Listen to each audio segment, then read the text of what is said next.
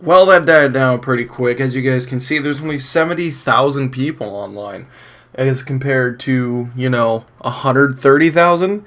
I knew this was going to happen. I knew it was going to die down. If you guys follow a YouTuber named 8 Thoughts on Twitter, you will see that he called this from the beginning, and I honestly saw it too. But he also has some more different, more complex opinions on this game. He says that this game is pretty much trash now. Now, I'm going to go into that in this video during this live commentary, so let's just get right into it. Basically, what he said was that this game was just going to be like Black Ops 1. It was going to boom, it's going to explode in population again. But then it's going to die right back down. And I honestly thought the same thing. I knew this game was always going to do a little bit better than Black Ops 1, because Black Ops 1, at the time when it came out, was 6 years old. So the game really shows its age. No matter how perfect it was, it really does show its age. But also, Black Ops 1 was kind of a unique specimen. It really didn't boom the Call of Duty franchise like Black Ops 2 did. So Black Ops 2 does hold a special place in almost every somewhat older Call of Duty player. So I knew this game was always going to do a little bit better because, like me, and even my older brother is a great example. He's been playing Call of Duty since he was like, I don't know, I want to say 7. This is like when the first Call of Duty came out on consoles. So basically, I knew he was going to stick with this game at all times because he despises the newer Call of Duties that are in the future.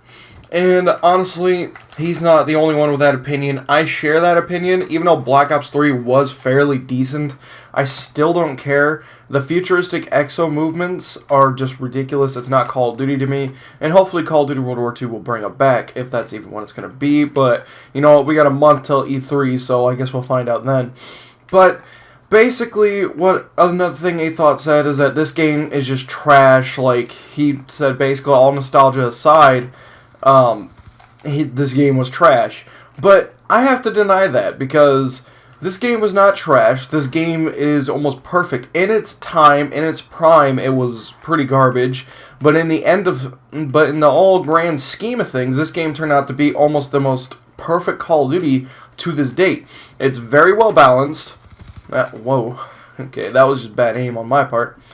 Very well balanced, except for the snipers. Snipers are a little ridiculous sometimes. But other than that, the game is seamless.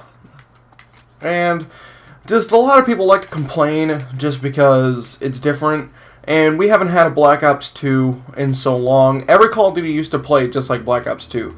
MW3 was pretty fast-paced. I mean, it felt different. To me, MW3 always felt better, like crisper, cleaner. Black Ops 2 always had this like chunky movement, as I can explain it as, where everything just feels kind of slow a little bit, slowed up. But that's my own opinion, my own feel. But anyway, like, the meaning is that all these Call of Duties were really fast-paced. I think Ghost came out. We didn't like Ghost, but then everybody just played Black Ops 2 for another year, so that wasn't that big of a deal. And then Advanced Warfare came out, and everybody played Black Ops 2 for another year. And then it was just time. You couldn't hold on to your 360 anymore or your PS3. You had to get a new console if you wanted to play, like, the new Destiny game. It's just, the other games were going ahead while Call of Duty was staying on last gen. And it soured a lot of people's taste for Call of Duty. But when Black Ops 2 became backwards compatible, it really gave it a chance for everybody to feel it again. They get that little taste, that flavor. It's like crack. You go on your first high and you love it. You want more of it, and then you get more, and then you get more, and then eventually it's just not going to do the same thing for you, so you're going to get tired of it, so to say. And then, after you get tired of it, you're going to tell, your dealer or something, yo, I want something new. Hit me up with something new. And then you're going to turn out to like the old stuff better, and it just kind of goes in an endless cycle. If you guys can kind of see that analogy. I don't know, I've never done crack, so I can't really put an accurate analogy on that.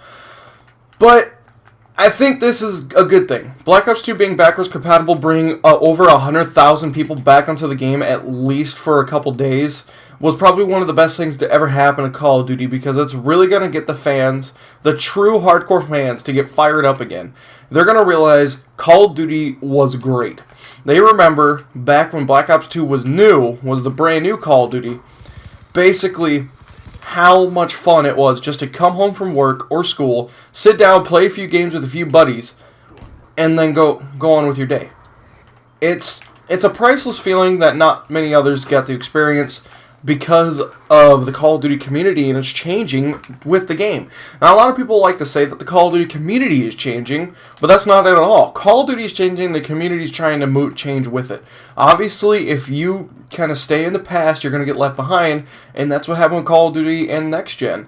Xbox One and PS4 came out, and Call of Duty was very comfortable on PS3 and Xbox 360, and kind of look at where it got us now. You know, obviously Advanced Warfare was not made for next-gen consoles, because it shouldn't have ran at 60 frames per second, ultra smooth, and look as good as it did on Xbox 360 if it was made for Xbox One and ported to, you know, Xbox 360. That's just not how it works.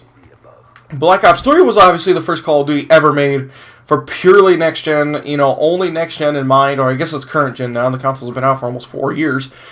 But, you know, that's kind of evident of the way the game was and the way it looked on 360, and you can just kind of tell by that kind of stuff. But what are your guys' opinions on what killed Call of Duty? But, you know, do you think it can get, you think it can be brought back? I do think it'd be brought back. Black Ops 2 is the thing that'll make it be brought back. I'm thinking it'll fire up the fans again to really, you know, bring back the social aspect of Call of Duty. Basically, I'm hoping all the fans will go on Twitter and say, yo, we don't want this BS anymore. And I think they're finally listening, you know, and giving us a World War II Call of Duty, but I think it's too late. They kind of waited too long, and that's another commentary for another day. So, in the grand scheme of things, I think it was excellent that Black Ops 2 came out on Xbox One for backwards compatibility.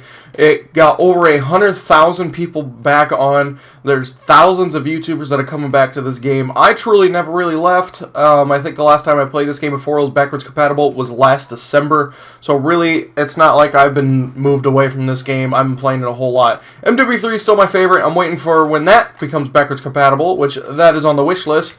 So, yo, Treyarch, Infinity Ward, all you guys, hit them up with the MW3s. And I will catch you guys all in the next video. Remember to leave a like if you enjoyed. And also, don't be afraid to leave dislikes if you don't agree. But if you don't agree, please leave in the comment section down below why you don't agree, and we can start a discussion and maybe even make a whole video on it. I am open to dual comms on this topic because I am a true Call of Duty fan. I'm not even afraid to admit it anymore. I am a Call of Duty fanboy, and I want to see the game franchise to go pure again. And I'm not the only one with the same opinion. And, so, other people's opinions differ, and if your opinion differs and you really want to argue with me on the T, or at least make a dual commentary on it, hit me up on Twitter, and we'll slide in the DMs and get each other's like Skype info, and we'll make a commentary. Alright guys, I'll see you all in the next one.